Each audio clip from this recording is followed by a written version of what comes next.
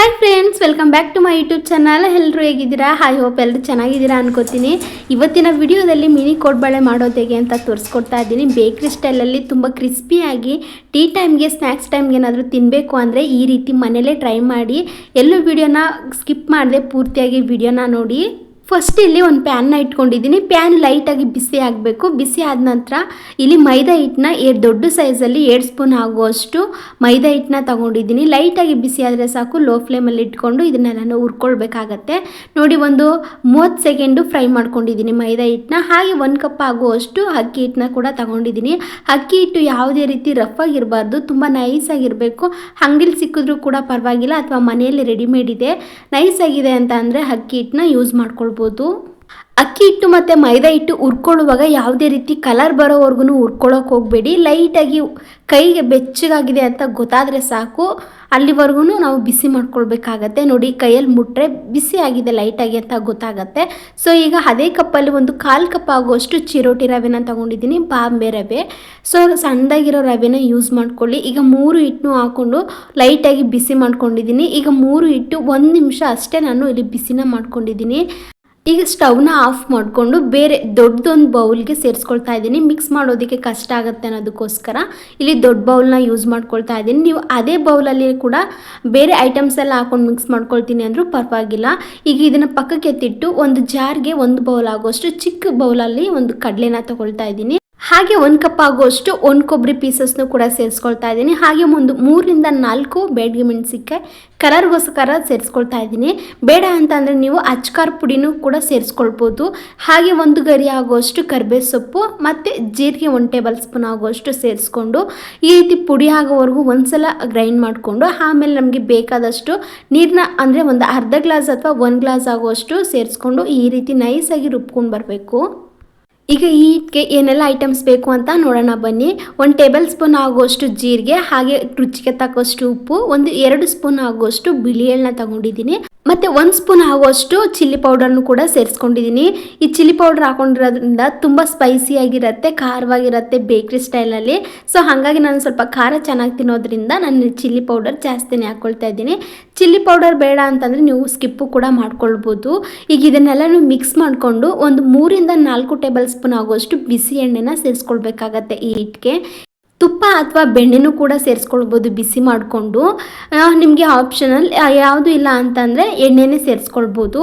So ನಾನಿಲ್ಲಿ 3 ರಿಂದ 4 table spoon ಆಗುವಷ್ಟು ಬಿಸಿ ಎಣ್ಣೆನ ಹಾಕ್ಕೊಂಡು ಫಸ್ಟು ಇಲ್ಲಿ 1 ಸ್ಪೂನಲ್ಲಿ ಚೆನ್ನಾಗಿ ಮಿಕ್ಸ್ನ ಮಾಡ್ಕೊಳ್ತಾ ಇದ್ದೀನಿ. ಬಿಸಿ ಇರೋದ್ರಿಂದ ನಾನು ಕೈಯಲ್ಲಿ ಮಿಕ್ಸ್ ಮಾಡ್ಕೊಂಡಿಲ್ಲ. ಫಸ್ಟು 1 ಸ್ಪೂನಲ್ಲಿ ಮಿಕ್ಸ್ ಮಾಡಿಕೊಂಡು ಆಮೇಲೆ ನಾನು ಕೈಯಲ್ಲಿ ಮಿಕ್ಸ್ ಮಾಡ್ಕೊಳ್ತಾ ಇದ್ದೀನಿ. ಈ ಹಿಟ್ಟು ಎಲ್ಲಿವರೆಗೂ ಮಿಕ್ಸ್ ಆಗಬೇಕು ಅಂದರೆ ಕೈಯಲ್ಲಿ ಪ್ರೆಸ್ ಮಾಡಿದ್ರೆ ಹಿಟ್ಟು ಲಡ್ಡು ಥರ ಕೂತ್ಕೊಳ್ಬೇಕು, ಅಲ್ಲಿವರೆಗೂ ನಾವು ಮಿಕ್ಸ್ ಮಾಡ್ಕೊಳ್ಬೇಕಾಗತ್ತೆ. ಸಾಕಾಗಿಲ್ಲ ಅಂದರೆ ನೀವು ಎಕ್ಸ್ಟ್ರಾ ಎಣ್ಣೆನೂ ಕೂಡ ಬಿಸಿಯಾಗಿರೋ ಎಣ್ಣೆನ ಸೇರಿಸ್ಕೊಳ್ಬೇಕಾಗತ್ತೆ. ನೋಡಿದ್ರಲ್ವ, ಈ ರೀತಿ ಕೈಯಲ್ಲಿ ಪ್ರೆಸ್ ಮಾಡಿದ್ರೆ ಯಾವ ರೀತಿ ಉಂಡೆ ಆಗ್ತಾ ಇದೆ, ಆ ರೀತಿ ನಾನು ಇಲ್ಲಿ ಕರೆಕ್ಟಾಗಿ ಆಗಿದೆ. ನಾವು ರುಬ್ಬಿರುವಂತಹ ಮಸಾಲೆನೂ ಕೂಡ ಇದ್ರ ಜೊತೆಗೆ ಸೇರಿಸ್ಕೊಳ್ಳೋಣ. ಅಂದರೆ ಕೊಬ್ಬರಿ, ಕಡಲೆ ಈ ಐಟಮ್ಸ್ನ ನಾವು ರುಬ್ಕೊಂಡಿದ್ವಲ್ಲ, ಅದನ್ನು ಈಗ ಇದ್ರ ಜೊತೆಗೆ ಸೇರಿಸ್ಕೊಳ್ಬೇಕಾಗತ್ತೆ. ಈ ಹಿಟ್ಟನ್ನ ಚೆನ್ನಾಗಿ ಕೈಯಲ್ಲಿ ಮಿಕ್ಸ್ ಮಾಡ್ಕೊಳ್ಬೇಕಾಗತ್ತೆ. ನಿಮಗೆ ಸಪ್ಪೆ ಇದೆ ಅಂದರೆ ಈ ಟೈಮಲ್ಲೇ ನೀವು ಉಪ್ಪನ್ನ ಆ್ಯಡ್ ಮಾಡ್ಕೊಳ್ಬೇಕಾಗತ್ತೆ. ಸ್ವಲ್ಪ ತಿಂದು ನೋಡಿಕೊಂಡು ನೀವು ಉಪ್ಪು ಕಡಿಮೆ ಆಗಿದ್ರೆ ಉಪ್ಪನ್ನ ಆ್ಯಡ್ ಮಾಡ್ಕೊಳ್ಳಿ. ಇವಾಗ ಇದಕ್ಕೆ ಫಸ್ಟು ಹಿಟ್ಟೆಲ್ಲನೂ ಹೊಂದ್ಕೊಳ್ಬೇಕು. ಆಮೇಲೆ ನೀರು ಬೇಕಿದ್ರೆ ಎಕ್ಸ್ಟ್ರಾ ನೀರನ್ನ ಆ್ಯಡ್ ಮಾಡ್ಕೊಳ್ಬೇಕಾಗತ್ತೆ.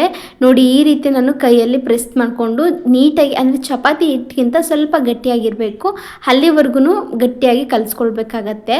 ಈಗ ನಾವು ಜಾರಲ್ಲಿ ಮಸಾಲೆನ ರುಬ್ಕೊಂಡಿದ್ವಲ್ಲ, ಅದೇ ಜಾರಿಗೆ ನಾನು 1 ಗ್ಲಾಸ್ ಆಗೋಷ್ಟು ನೀರನ್ನ ಹಾಕ್ಕೊಂಡು ಇದ್ರ ಜೊತೆಗೆ ಸೇರಿಸ್ಕೊಂಡು ಮಿಕ್ಸ್ ಮಾಡ್ಕೊಳ್ತಾ ಇದ್ದೀನಿ. ನೋಡಿಕೊಂಡು ಹದವಾಗಿ ನೀವು ಕಲಿಸ್ಕೊಳ್ಳಿ. ನೋಡಿ, ಫೈನಲಿ ಯಾವ ರೀತಿ ಹಿಟ್ಟು ರೆಡಿಯಾಗಿದೆ ಅಂತ. ಚಪಾತಿ ಹಿಟ್ಟಿಗಿಂತ ಸ್ವಲ್ಪ ಗಟ್ಟಿಯಾಗಿಯೇ ಕಲಿಸ್ಕೊಂಡಿದ್ದೀನಿ. ಪ್ರೆಸ್ ಮಾಡಿ ನೀವು ಕಿವುಚಿ ಚೆನ್ನಾಗಿ ಕಲಿಸ್ಕೊಂಡ್ರೆ ನಮಗೆ ಸಾಫ್ಟಾಗಿ ಆಗತ್ತೆ.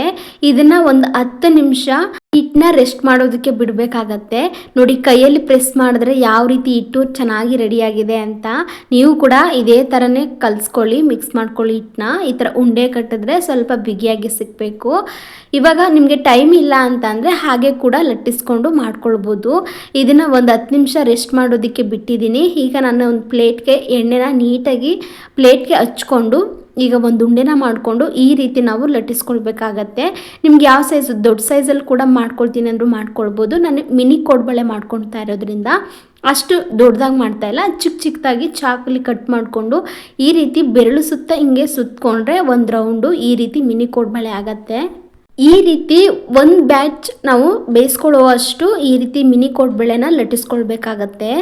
ಎಷ್ಟಾಗುತ್ತೋ ಅಂದರೆ ಒಂದು 10ರಿಂದ 15 ಒಂದು ಸಲ ಒಂದು ಬ್ಯಾಚ್ಗೆ ಹಾಕೊಳ್ತೀನಿ ಅಂತ ಅಂದರೆ ಒಂದೇ ಸಲ ಮಾಡಿಟ್ಕೊಂಡು ಆಮೇಲೆ ಎಣ್ಣೆಗೆ ಹಾಕ್ಕೊಳ್ಳಿ. 4 ಹಾಕ್ಕೊಳ್ತೀನಿ ಅಂದರೆ ಬೇಯಿಸೋದು ಸ್ವಲ್ಪ ಕಷ್ಟ ಆಗುತ್ತೆ. ಹಾಗೆ ಯಾರಾದರೂ ನಮ್ಮ ಚಾನಲ್ನ ಸಬ್ಸ್ಕ್ರೈಬ್ ಮಾಡ್ಕೊಂಡಿಲ್ಲ ಅಂದರೆ ಸಬ್ಸ್ಕ್ರೈಬ್ ಮಾಡಿಕೊಂಡು ಪಕ್ಕದಲ್ಲಿರೋ ಬೆಲ್ಲೈಕನ್ ಕೂಡ ಕ್ಲಿಕ್ ಮಾಡ್ಕೊಳ್ಳಿ. ನಾನು ಹಾಕುವಂತಹ ಪ್ರತಿಯೊಂದು ರೆಸಿಪಿ ನೋಟಿಫಿಕೇಷನ್ ಮೊದಲು ನಿಮಗೆ ಬರುತ್ತೆ. ಇಷ್ಟ ಆದರೆ ನೀವು ಕೂಡ ಟ್ರೈ ಮಾಡ್ಬೋದು. ಹಾಗೆ ಫ್ರೆಂಡ್ಸ್ ಫ್ಯಾಮಿಲೀಸ್ಗೂ ಕೂಡ ಶೇರ್ ಮಾಡಿ.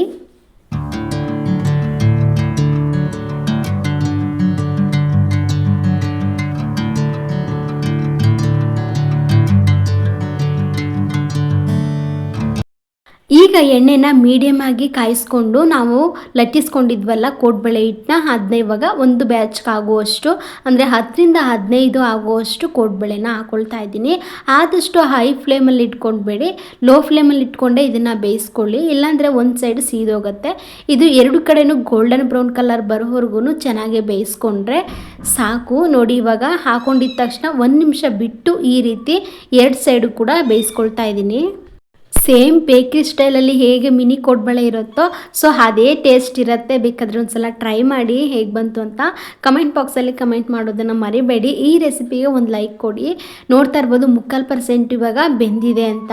ನೋಡಿ ಲೈಟಾಗಿ ಈ ಥರ ಕಲರ್ ಚೇಂಜ್ ಆಗಿದೆ. ಇನ್ನೂ ಸ್ವಲ್ಪ ಕಲರು ಗೋಲ್ಡನ್ ಬ್ರೌನ್ ಕಲರ್ ತನಕ ಬರಬೇಕು, ಅಲ್ಲಿವರೆಗೂ ಇವಾಗ ಬೇಯಿಸ್ಕೊಳ್ಳೋಣ.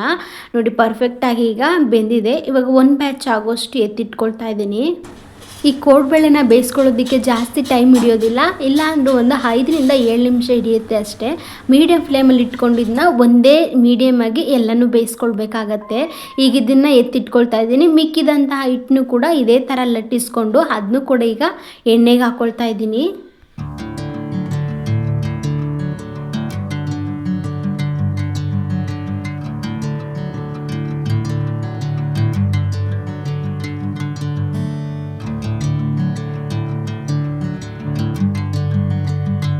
ಕೋಡ್ಬಳೆ ಎಲ್ಲ ಎಣ್ಣೆಗೆ ಹಾಕೊಂಡ್ಮೇಲೆ ಬಬಲ್ಸ್ ಬರ್ತಾ ಇದೆಯಲ್ಲ, ಗುಳ್ಳೆ ಎಲ್ಲ ಬರ್ತಾ ಇದೆಯಲ್ಲ, ಇದು ಮೀಡಿಯಮ್ ಆಗಿ ಕಡಿಮೆ ಆಗಬೇಕು. ಅಲ್ಲಿವರೆಗೂ ನಾವು ಮಿಕ್ಸ್ನ ಈ ಥರ ಮಾಡ್ಕೊಳ್ಬಾರ್ದು.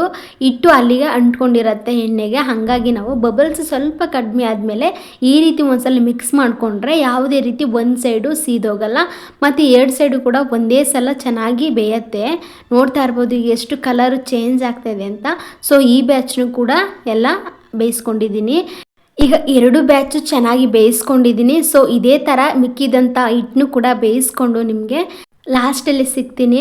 ನೋಡ್ತಾ ಇರ್ಬೋದು ಫೈನಲ್ ಇವಾಗ ನಾನು ಪ್ಲೇಟ್ಗೆ ಹಾಕೊಂಡಿದ್ದೀನಿ ಬೇಯಿಸಿರೋ ಅಂಥ ಹಿಟ್ಟನ್ನೆಲ್ಲನೂ. ಎಷ್ಟು ಚೆನ್ನಾಗಿ ಗರ್ಗರಿಯಾಗಿದೆ ಅಂತ.